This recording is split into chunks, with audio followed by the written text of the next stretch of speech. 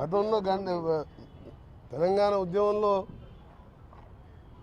గద్దరు ఉన్నాడా, బండి సంజయ్ ఉన్నాడా?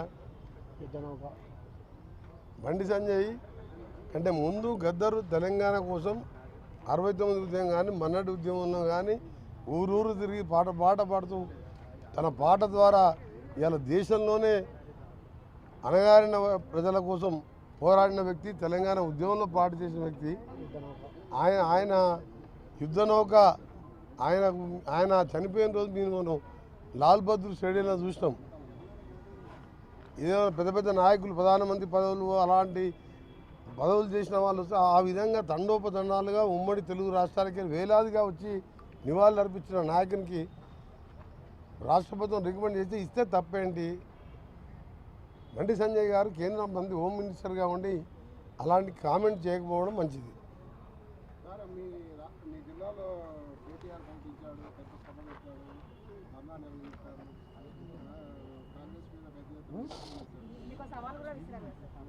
ఐదారు వేల మంది మీ రిపోర్టర్స్, మీ ఇక్కడ ఉన్న ఛానల్స్ వాళ్ళందరూ మీ ఛానల్స్ ఉన్నాయి. మీరు ఇప్పుడే లైవ్ టెలికాస్ట్ పెట్టండి, ఇక్కడ స్క్రీన్ అరేంజ్ చేస్తాను. నేను 5-6 వేల మంది, నేను నల్గొండలో కాదు, భువనగిరిలో కాదు, ఎక్కడ నేను నిలబడ్డా గంట సేపు నిలబడితే 5,000 మంది జనం అవుతారు. మేము మీటింగ్ పెడితే అక్కడ పల్లీలు అవన్నీ అమ్ముకుంటానికి వస్తారు, ఐస్ క్రీమ్లు, అంతమంది కూడా లేరు. ఆ సభలో ఆయన ఏ ముఖం పెట్టుకొచ్చిండు, ఎందుకు వచ్చిండు? 11 సీట్లు, 60-70 వేల మెజార్టీ, పార్లమెంట్ క్యాండిడేట్, 6 లక్షల మెజార్టీ, సౌత్ ఇండియాలో హైయెస్ట్ నల్గొండ, నెక్స్ట్ భువనగిరిలో 3-4 లక్షల మెజార్టీ, ఏదో ఏకలింగం 2-3 వేలతో గెలిచి ఇంకా ఎందుకు వచ్చిండ్రు నల్గొండకు? ఫ్లోరైడ్ని పెంచి పోషించిన 10 ఏళ్ళ. ఇవాళ గంధమల్ల బస్వాపూర్ పైన కొండపోచమ్మ మల్లన్న సాగర్ కట్టుకొని కిందికి కాలువ కూడా ఇచ్చే మానవత్వం లేని మనిషి రూపంలో ఉన్న మృగాలు ఆ ప్రభుత్వంలో పనిచేసిన వాళ్ళు. అలాగే ఎస్ఎల్బిసి సొరంగం 70% పూర్తి చేస్తే 2,000 కోట్లు ఇస్తే 4,000 లక్షల ఎకరాలకు మాకు డెడ్ స్టోరేజ్ శ్రీశైలంకి వెళ్ళి బురద నీళ్ళు ఉన్న మా జిల్లాకు వచ్చి 4 లక్షల ఎకరాలకు ఇరిగేషన్ వచ్చేది ఉండే. శాశ్వతంగా ఫ్లోరైడ్ పరిష్కారం అవుతుండే.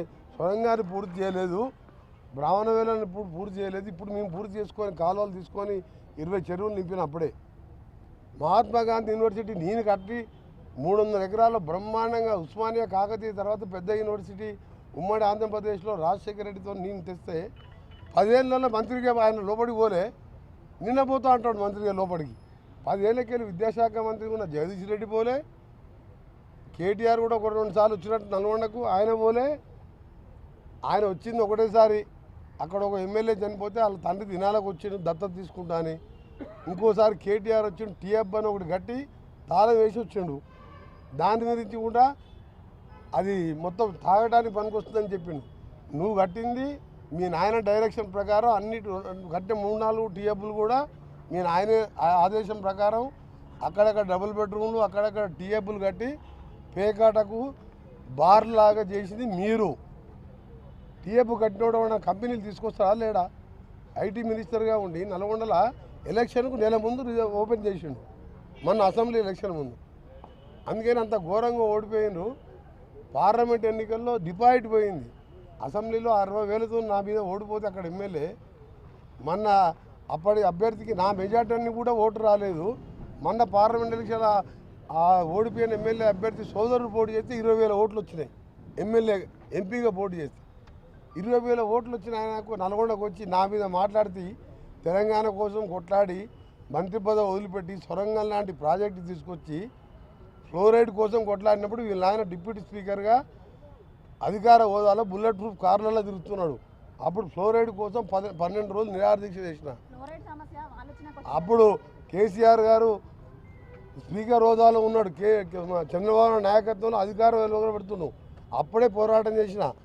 ఆయనకంటే ముందు ఎమ్మెల్యే కాకముందు ముందు ఎన్ఎస్వై యూత్ కాంగ్రెస్ నాయకునిగా మా నాయన ఎమ్మెల్యే కాదు, ట్రాన్స్పోర్ట్ మినిస్టర్ కాదు, డిప్యూటీ స్పీకర్ కాదు, ప్రజల్లో ఉండి ప్రజలతో నుండి యూత్ కాంగ్రెస్ ఎన్ఎస్వై నాయకునిగా సొంతంగా కాంగ్రెస్ పార్టీ టికెట్ ఇస్తే ప్రజానాయకుడు యువ నాయకునిగా ఉండి ప్రజలతో నుండి ఎమ్మెల్యే అయినా కేటీఆర్ డైరెక్ట్ అమెరికాకి వెళ్ళి వచ్చి డైరెక్ట్గా వచ్చి కేటీఆర్ కొడుకు అంటే ఎమ్మెల్యే టికెట్ ఇస్తే అక్కడ ఉన్న ఉద్యమకారుడు కేకే మహేందర్ రెడ్డి పొట్ట మీద కొట్టి ఆయన కడుపు కొట్టి ఉద్యమకారుని చంపి 80 ఓట్లతో మెజార్టీ గెలిచిన ఆయన నా మీద విమర్శిస్తావు. కేటీఆర్ నువ్వు హరీష్ రావు కోమటిరెడ్డి వెంకరెడ్డికి కాలి గోటికి సరిపోరు. నువ్వు ఆయన కేసీఆర్ అల్లుడని చెప్పి ఆయన లీడర్ అయ్యిండు, నువ్వేమో కేసీఆర్ కొడుకని లీడర్ అయినావు. మరి ఆయన ఏం చేస్తాడు? వ్యవసాయం చేసుకుంటాడు.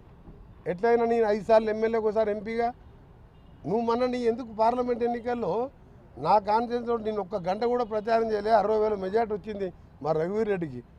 నువ్వు సిరిసిల్లలో 10,000 కోట్లు అభివృద్ధి చేసుకున్నావు కదా, 6,000 మైనస్ ఎందుకు వచ్చింది? 6,000 బండి సంజయ్కి లీడ్ ఎందుకు వచ్చింది?